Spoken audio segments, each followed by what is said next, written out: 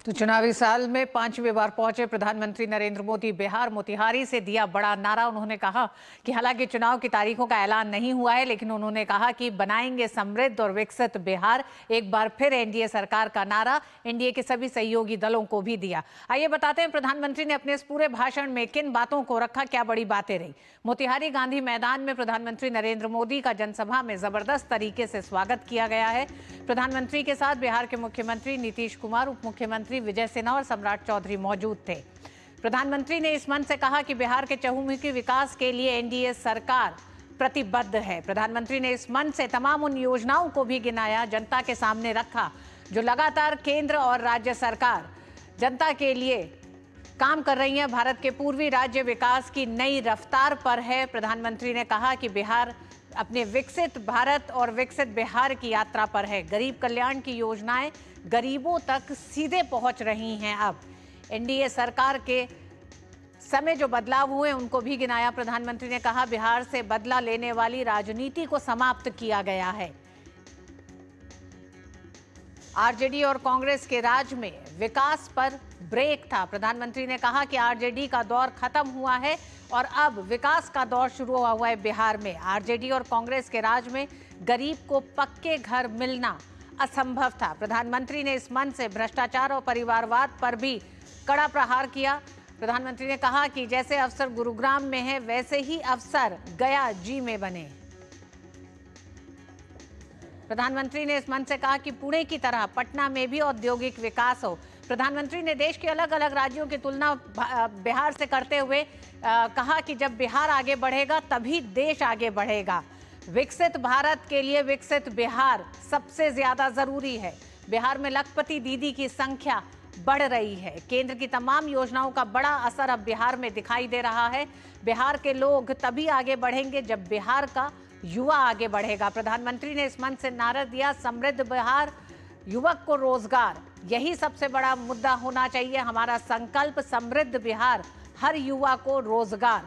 तो 2025 विधानसभा चुनाव से पहले मोतिहारी से प्रधानमंत्री ने चुनाव के एजेंडे बहुत साफ कर दिए हैं। बिहार में नक्सलवाद पर हुआ प्रहार, एनडीए सरकार के दौरान जिस तरह से नक्सलवाद को समाप्त करने पर कई बड़े कदम उठाए गए हैं, उसका भी जिक्र किया। बिहार की धरती से प्रधानमंत्री ने कहा कि मैंने ऑपरेशन सिंदूर का संकल्प लिया था, उस संकल्प को ऑपरेशन सिंदूर में पूरा किया गया। आतंकवाद को बर्दाश्त नहीं किया जाएगा, इस संकल्प को बिहार की धरती से ही प्रधानमंत्री ने लिया था।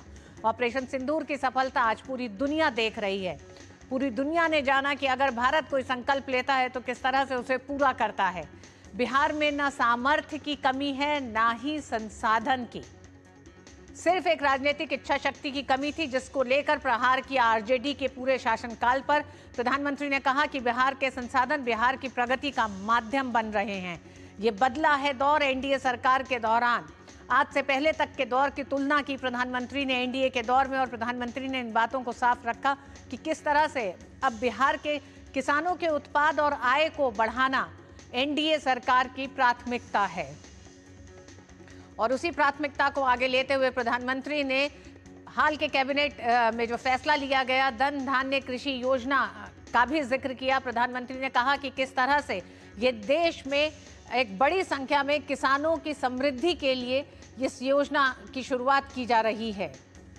रेल सड़क से जुड़ी हजारों करोड़ के प्रोजेक्ट्स की शुरुआत हुई है। आज भी प्रधानमंत्री ने 4 अमृत रेल एक्सप्रेस को हरी झंडी दिखाई है और कनेक्टिविटी को लेकर लगातार रेल और रोड कनेक्टिविटी को बेहतर करने के लिए एनडीए सरकार लगातार काम कर रही है, केंद्र सरकार काम कर रही है, जिसका एक बड़ा असर बिहार के अन्य राज्यों के साथ कनेक्टिविटी में दिख रहा है। एक बार फिर एनडीए सरकार बनाएंगे नया बिहार, एक ये बड़ा प्रधानमंत्री नरेंद्र मोदी ने एक नारा दिया विधानसभा चुनाव के लिए। एक बार फिर एनडीए सरकार बनाएंगे नया बिहार।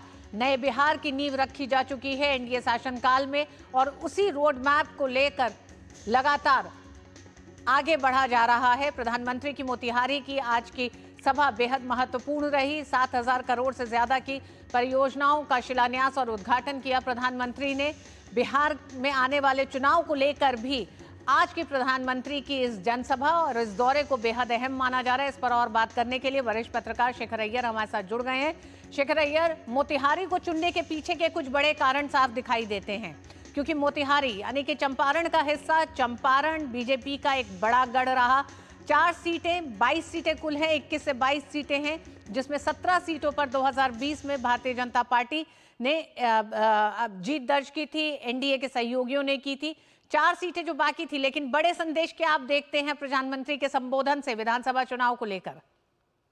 देखिए, जब चुनाव का मौका है, जब चुनाव आ रहा है, तो प्रधानमंत्री हमेशा मानते हैं कि सरकार की हिसाब देने का समय है, कि सरकार ने पिछले 5 साल और पिछले 11 साल में जो कुछ केंद्र सरकार ने किया है बिहार के लिए, उसका एक विवरण देने का एक दायित्व हमेशा पीएम लेते हैं, क्योंकि चुनाव अक्टूबर नवंबर के पे होना है।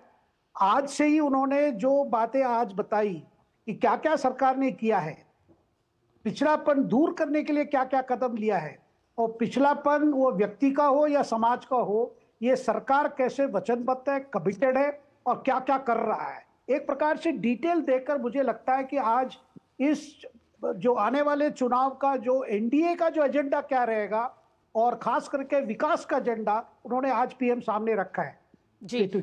जी शेखर अय्यर साहब, अगर हम तुलना करें, क्योंकि चुनावी साल है, तो सभी राजनीतिक पार्टियां अपनी शक्ति भी दिखा रही हैं और साथ में रणनीतियों की भी एक तरह से जंग है ये। ऐसे में आरजेडी की तेजस्वी यादव की उस रैली को अगर आप गांधी मैदान की याद करें और जो संदेश देने की कोशिश की थी, और आज मोतिहारी से प्रधानमंत्री जब समृद्ध बिहार और विकसित बिहार की बात करते हैं और एनडीए को फिर लाने की बात करते हैं, तो किस तरह से आप दो दलों की पूरी रणनीति को देख रहे हैं? देखिए, एनडीए के सामने सबसे बड़ी जो ये है, मैं मानता हूं कि जो जिसको आप यूएसपी कहिए या सेलिंग पॉइंट कहिए, वो अपना रिकॉर्ड देखिए।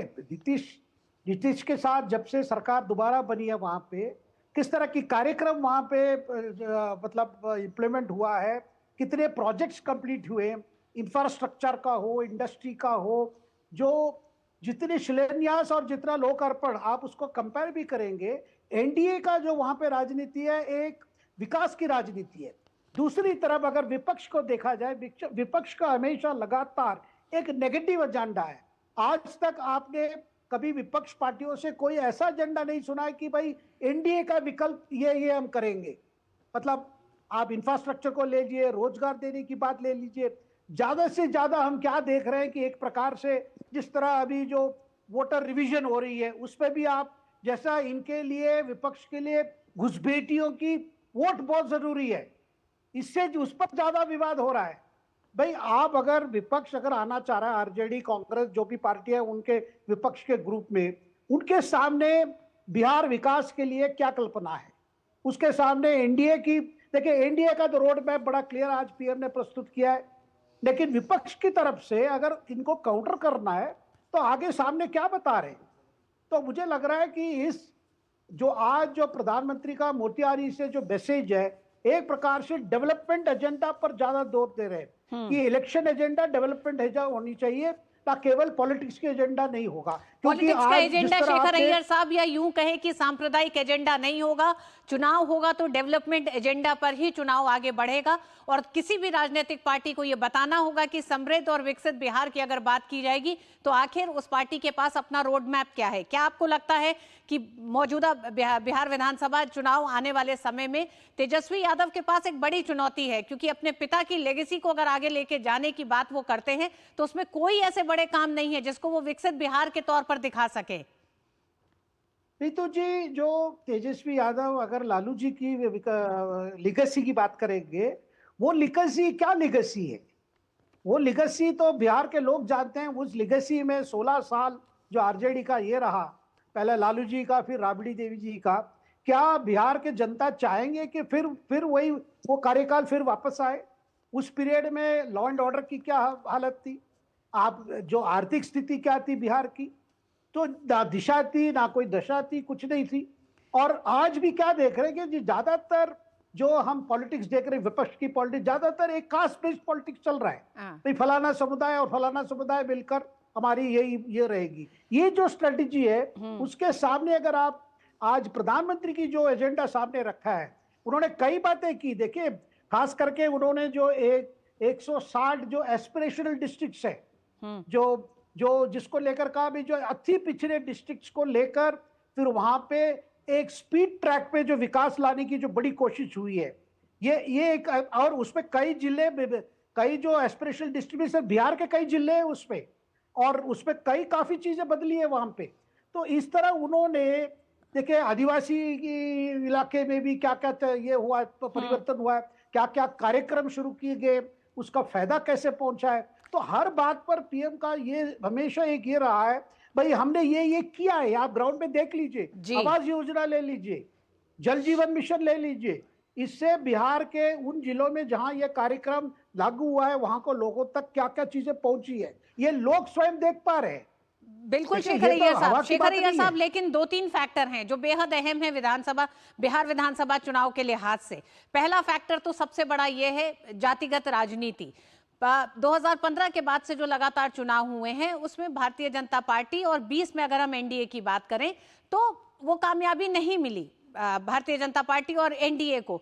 और इसका एक बड़ा एक तरह से कारण माना जा रहा है कि जो जातिगत राजनीति है उसको साधने में कहीं ना कहीं भारतीय जनता पार्टी एनडीए की कमियां कहें, या फिर उस पूरी रणभेदी को नहीं उसको पार कर पा रहे हैं।